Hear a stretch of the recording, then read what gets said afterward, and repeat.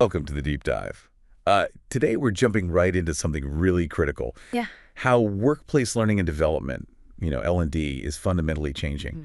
Looking ahead to 2025, and well, beyond that too. Okay. Think of this as your kind of insider look at how companies are trying to adapt, how they're preparing their people. And what that means for you, for your career. Exactly. It's a big shift. It really is. Yeah. And we've been digging into some recent research looking at preparing L&D for the future, the transformation of workplace learning itself. Right. And this really important shift towards focusing on performance. Performance, okay. So our goal here really is to boil it all down for you, give you the key insights, a clear picture of what's changing, why it matters. Without the information overload. Yes. Just the need to know stuff. Precisely. And it feels like, well, things have to change, don't they? That traditional L&D approach. Oh, yeah. Those like endless PowerPoint decks, the clunky learning management systems, that mandatory training you do once a year. Ugh, the compliance stuff. Right. It just often feels so disconnected from, how fast things move now, the real demands of work today. Totally disconnected. And those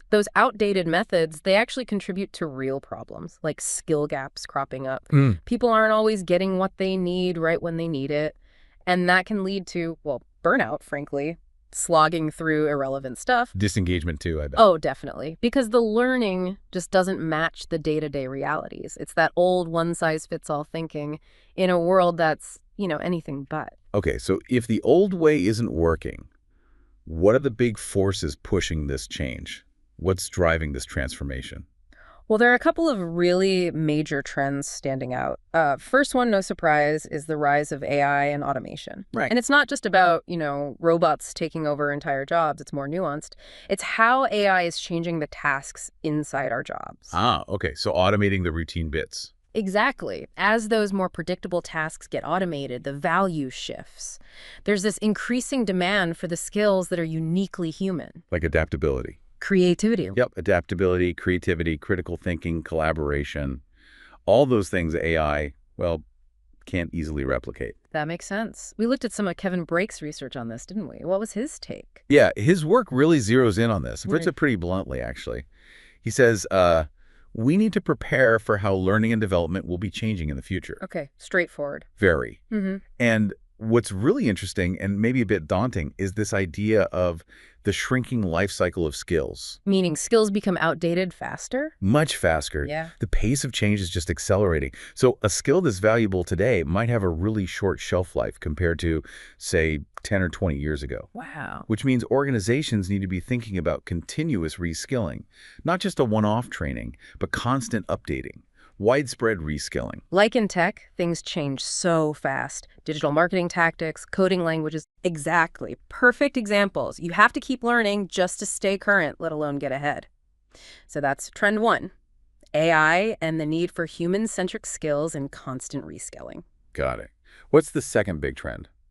The second one is the changing expectations of employees themselves. Ah, okay. How so? Well, think about our lives outside of work. We're all used to incredibly personalized, on-demand experiences, right? Like Netflix or Spotify or our news feeds? Exactly. Streaming, social media, it's all tailored to us, available instantly.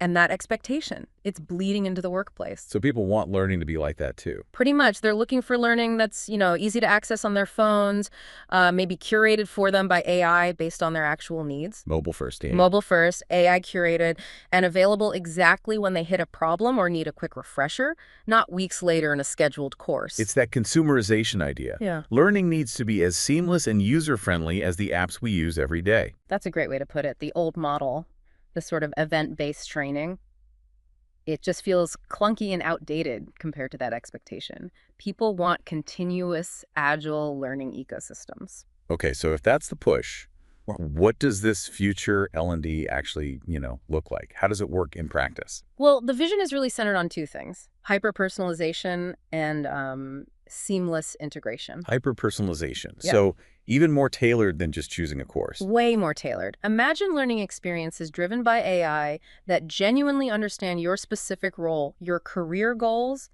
even identify your skill gaps based on performance data or self-assessments. Okay, that sounds powerful. It is. And this allows for what people are calling adaptive learning paths. Think of them like dynamic playlists for your professional growth. Like Spotify, but for work skills. Kind of, yeah. Hmm. If you grasp a concept quickly, the system might serve up more advanced stuff. If you're struggling, could offer, extra resources, maybe explain it So differently. you're not stuck, bored, or left behind confused. Exactly. Finally moving away from that feeling of being force-fed material that's just not relevant to you personally. It's a huge potential improvement. Definitely. And the integration part, how does that work? That's about weaving learning directly into the flow of work so it doesn't feel like a separate disruptive activity. Ah, so learning while you're actually doing your job. Precisely. Picture this. You're working on something in, say, Slack or Microsoft Teams, and maybe an AI coach pops up with a quick tip or links to a relevant resource for the task you're doing right then and there. Just-in-time support. Exactly. Or think about micro-learning. Instead of hour-long courses, you get these short, focused bursts of learning. Like 2-minute videos. Or checklists. Perfect examples. 2-minute explainers, quick checklists, maybe a short simulation. Things you can consume quickly to solve an immediate problem or refresh your memory without derailing your whole day. So AI isn't just changing what we learn, but fundamentally how we learn and access it. Absolutely. AI is really shaping up to be a kind of co-pilot for L&D. A co-pilot? How so? Well, it can do things like analyze performance data to suggest the most relevant training for someone. It can summarize long reports or documents down to the key takeaways. Wow. It can even simulate tricky conversations or scenarios for practice, like role-playing, but with AI. And it can help generate initial drafts of learning content based on input from subject matter experts. So it helps L&D teams scale this personalization. Exactly. It empowers them to deliver these highly tailored experiences at a scale that just wasn't feasible before. This sounds like a massive shift for the L&D professionals themselves. Their jobs must be changing dramatically. Oh, completely.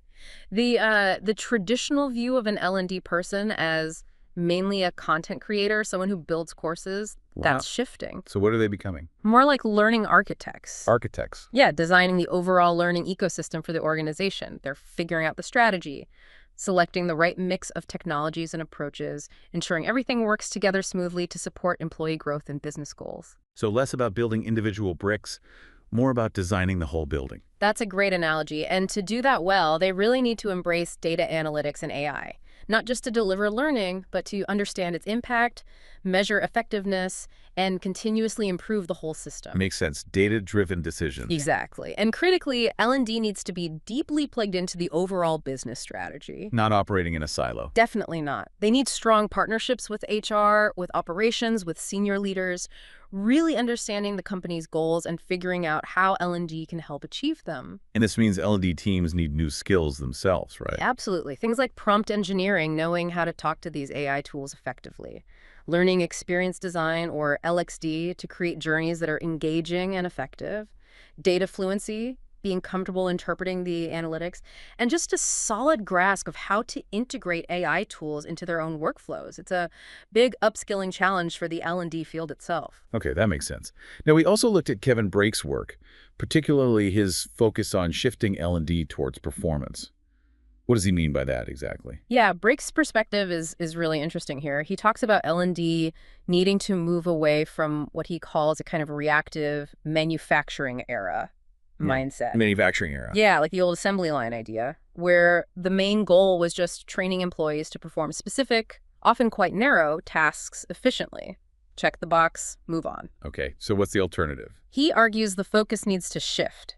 Instead of just reacting to training requests, L&D needs to proactively understand the broader capabilities the entire organization needs to succeed. Enterprise-wide capabilities. Right, and then identify where the critical gaps are in those capabilities. As Brake points out, the nature of work is changing, what the workforce focuses on is changing.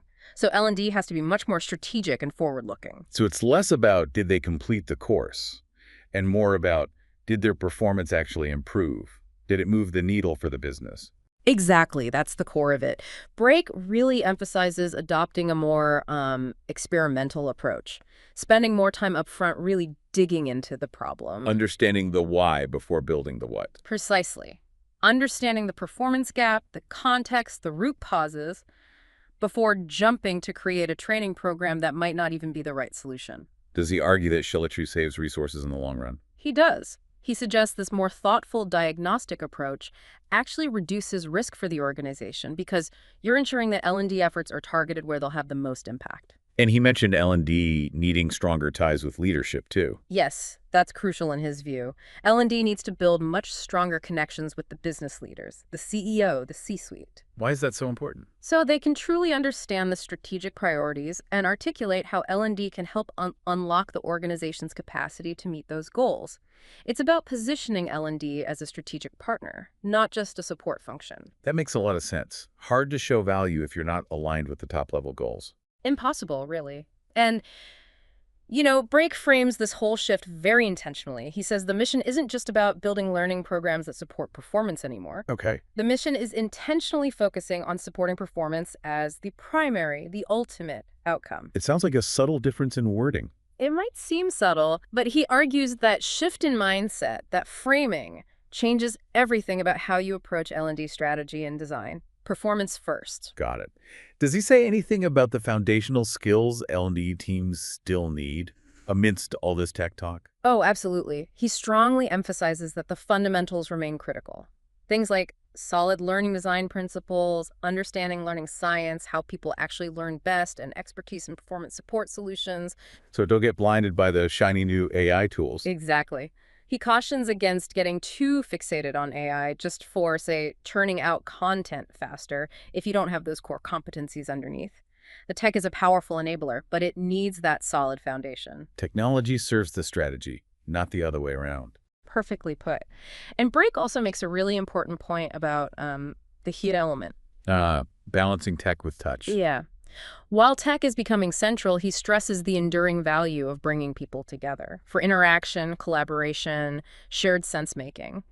There's still a huge role for that human connection in learning. Like workshops or group discussions. Exactly. He kind of compares it to live events. People still crave that shared experience. So the most effective L&D probably blends smart tech with well-designed human interaction. It's not either. Finding the right blend. Finding the right blend. But ultimately, Brake's core message comes through loud and clear. L&D needs to be laser-focused, narrowly focused even, on performance as the key outcome. That's the strategic driver. And he suggested looking outside L&D for inspiration too, right? Like to the consumer world. He did, yeah. He encourages L&D folks to look closely at what makes consumer apps and digital experiences so engaging. Like gaming mechanics or social features. Could be. Things like that. What drives engagement? What keeps people coming back in the consumer space? Now, you can't just, copy-paste those tactics directly into corporate learning. Right, different context. Totally different contexts and objectives. Yeah. But there are definitely powerful lessons there about digital engagement that can be thoughtfully adapted and customized for enterprise learning. Okay, this has been a lot to unpack. Let's try to summarize. What are the absolute must-remember takeaways for listeners from this deep dive on the future of L&D? Okay, the big picture is this. L&D is becoming much more personalized, deeply integrated into how we actually work, far more agile and responsive. And performance-focused. And absolutely, fundamentally focused on driving measurable performance improvements. The old ways, the static, one-size-fits-all stuff, it just aren't cutting it anymore in today's workplace. And that Kevin Brake quote seems to capture it well. It really does. We need to prepare for how learning and development will be changing in the future. It's a call to action for everyone involved. So maybe a final thought for you, the listener, to chew on. How will these big shifts impact your own professional journey, your growth? Yeah, how can you proactively tap into these more personalized learning opportunities that might be emerging in your company? And maybe think about the skills you need to build. What capabilities will help you not just survive, but really thrive in this faster, more dynamic work environment? And how can organizations best help you do that? It's a two-way street. Definitely food for thought. And for anyone who wants to dig even deeper, explore more trends and research. Good resources. Yeah, organizations like the Association for Talent Development, that's at seced.org, and trainingindustry.com are both excellent places to find more information. Great suggestions. Yeah. And of course, if you found this conversation valuable, if it sparked some ideas. We'd love it if you consider giving us a like, maybe leaving a comment. Yeah, your feedback really helps us know what resonates. Thanks for tuning in to The Deep Dive.